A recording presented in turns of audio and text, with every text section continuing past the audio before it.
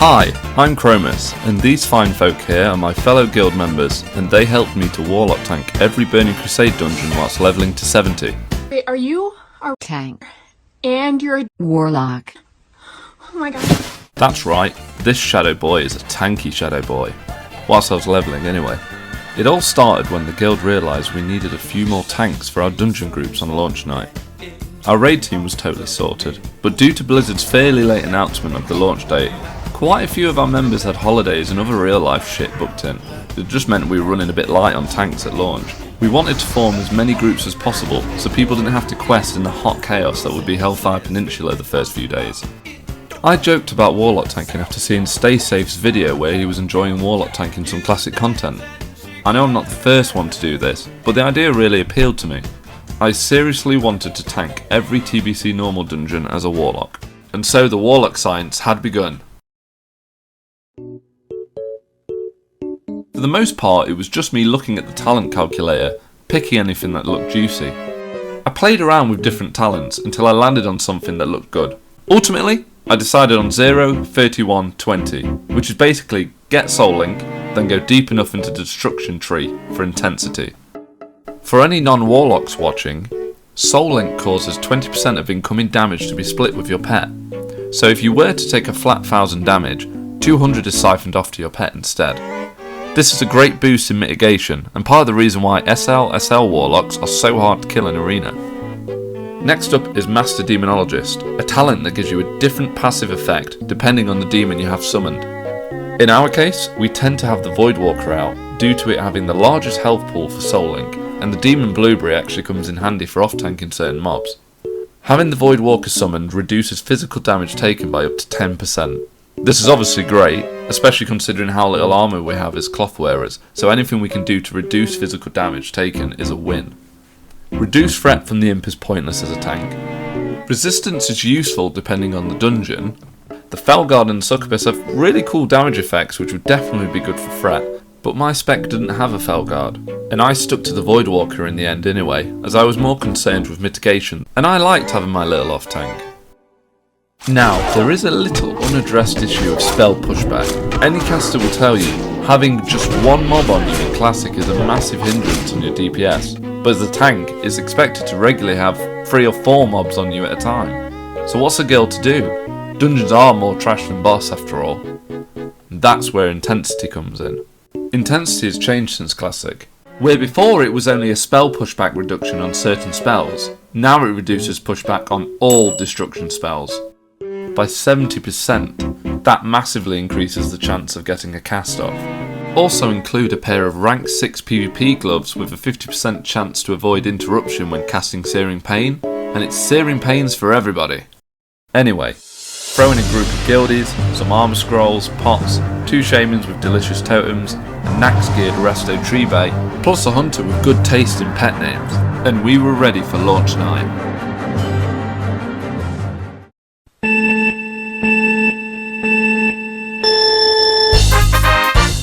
We raced out on a hold, set our Hearthstone, did some profession stuff, then we headed straight into the dungeons.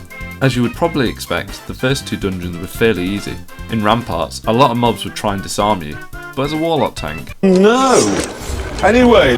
That said, I definitely underestimated how much energy it would take to keep threat on larger packs. Single target was a piece of cake thanks to Searing Pain threat. Nobody could catch you, but the need for frequent tab targeting in order to keep threat when it was packs of 3 or 4 became apparent quite quickly.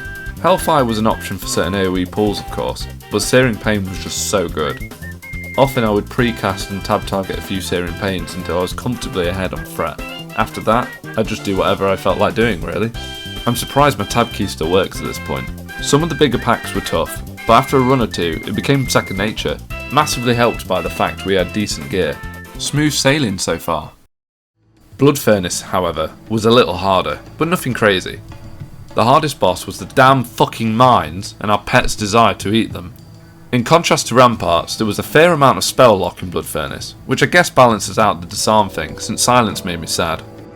Running as Warlock tank meant you basically had a 4th DPS in the group, so we smashed through a lot of the mobs quite quickly. The Gauntlet required a lot of ult and tabbing, but overall it was fine. Next up, Slave Pens. First off, I'd like to start by saying, fuck you, slave pens. Somebody in our guild Discord linked a dungeon leveling guide that gave you a suggested route to dungeon level to 70. Now I ain't no sweaty Betty, but I remember classic WoW lore, and being able to avoid that for at least the first few days sounded good. I was on board. That said, this particular guide we were following said slave pens till level 66. No thank you. Naturally, we just left once we were honoured, which I think is more typical looking at other guides. But the initial thought of having to stay here for 4 or 5 levels, combined with the Bogstrock packs, was quite demoralising. All in all, I would say this was one of the hardest dungeons we had to endure. Something about the dungeon didn't feel good. Alas, we managed it in the end, and after some very spicy pulls and CCing of the bigger packs, we made it. The Underbog was alright, much easier than slave pens, but also longer, but also more rep and XP. I was expecting the Boglords to slap hard, but I think I was mixing them up with the ones from Steambolts. We did Underbog a few times, mostly to mix up the monotony of slave pens, despite what the guide said. It was still tasty for XP and rep, but especially good for our sanity. After getting honoured with the Cenarian expedition, we were all roughly level 64. We were expecting the dream would end soon, and a little deflated after slave pens, worried that we'd have to mix the group up finally. However, Manitombs was awesome! So many spellcasters which I found easy to deal with, and overall it felt a much more fun and smooth dungeon for us. There were troublesome mobs such as the Darkcasters, but they had fairly low health, and since we were 4 DPS, we could basically nuke one straight away and handle the others whenever we felt like it. Also, at this point I picked up Ruin, which doubled my crit damage, and I was getting a lot of crits thanks to the improved Searing Pain talent and stacking Totems of Wrath. Mwah. Morale was back up, and being in Dungeon 5 was great for our confidence. We started to feel like we could actually pull this off. The main thing I remember about the Orkney Crypts is how much I wish I had Seed of Corruption in the chamber at the end with all the skeletons. Oh, and the first boss was a bit of a pain in the ass. Slowing down spellcasting obviously had a big effect on things. Nonetheless, it wasn't a complete kick in the nuts, since Searing Pain is a fast cast and I have dots. Similar to Manitombs, lots of mobs that were easy to nuke. The Elite Skeletons room just before the end was quite spicy. I actually used quite a few armour pots in that room to help out the healer. Other than that, I'd say it was pretty easy breezy. Sephic Halls. By this point, a few of us had to do real life stuff for a day or so we went out and started questing, since it was a lot more chilled out now. When we got back together again, we were at slightly different levels, with 1 or 2 people struggling to hit certain mobs. Still, we were ready to get good or die trying, and try we did. Some of the guard mobs at the start hurt a lot, especially if you stack them up. However, the power of the Voidwalker rang true once more. Having an off-tank allowed me to split them up and negate that damage. We nuked the timey-wimey bird mobs, and Banishing Fear made the first boss fairly chill. The last boss was pretty hard whilst a few people were waiting to level, to a point where they could actually hit him. But it was fine, so long as I kept on top of aggro and didn't get sheep. After conquering Sephic Halls, we did a mix of this, Orkney Crypts and Manitombs until we were honoured with Lower City and the Consortium. Unfortunately, at this point, real life started creeping in. We couldn't always guarantee we'd all be on at the same time anymore, so our group in its current form was disbanded. We still grouped together in different combinations, as you'll see in clips from future dungeons, but it just wasn't a given. It was nice to chill and murder things for a bit, but once me and Alvina was 68, we started doing our Kara pre-quests.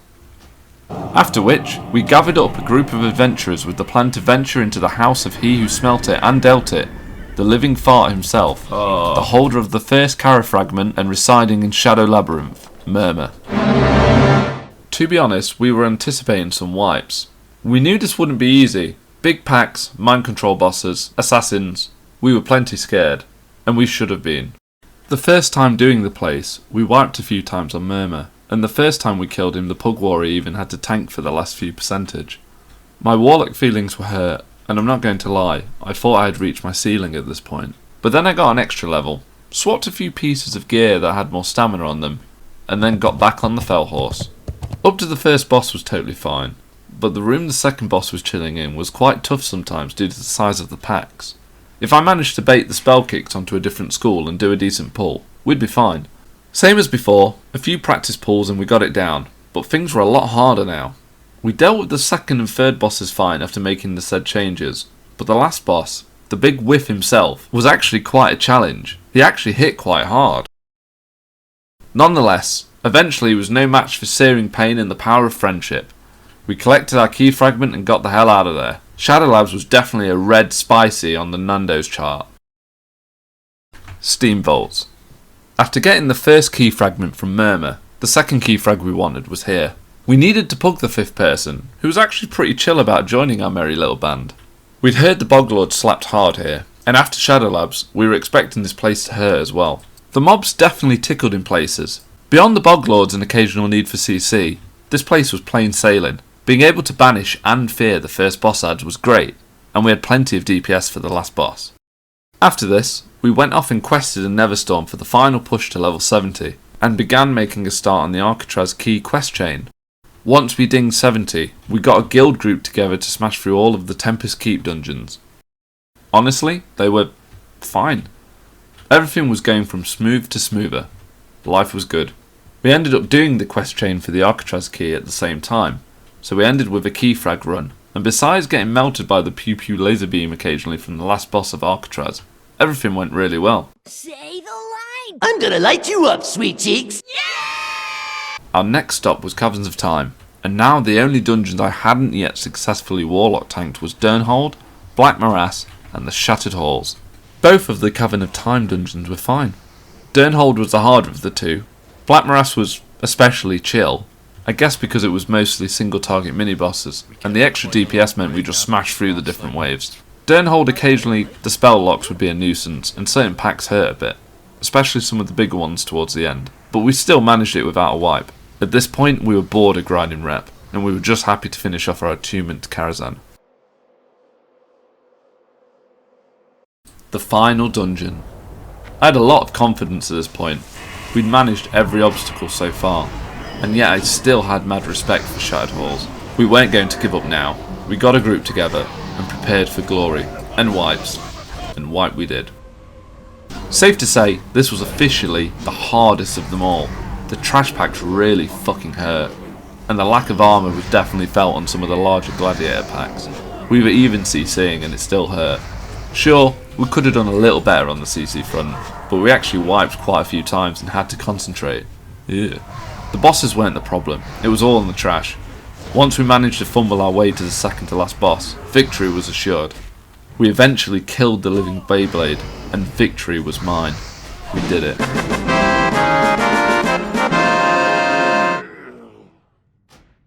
So what next? Well, with more and more people starting to ding 70, we were ready to start raiding. I was cool with being the improved Curse of Elements bitch, and I respect to Deep Affliction and Ruin, ready for raiding. I'd say I'm a pretty decent Warlock, but nowhere near the top level of Warlocks. But having Warlock tanked, my desire for passes has lessened. I can't help but want to see where I can take Warlock tanking next. Could I tank Heroic in the future? A raid boss or two perhaps, beyond the usual Warlock tank encounters? It's crossed my mind, but for now, we'll just have to wait and see. If you are leveling a Warlock and struggling to find tanks for your group, I'd highly encourage you to give this a try. It was great fun.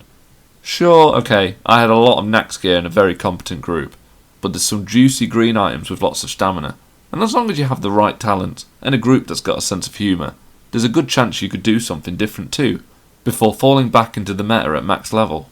Worst case, respec back. I'd be happy to answer any questions or give any advice in the comments. Or if you've seen somebody else do anything like this in TBC, I'd love to hear about it and exchange tips and tricks. Until then, thank you for watching.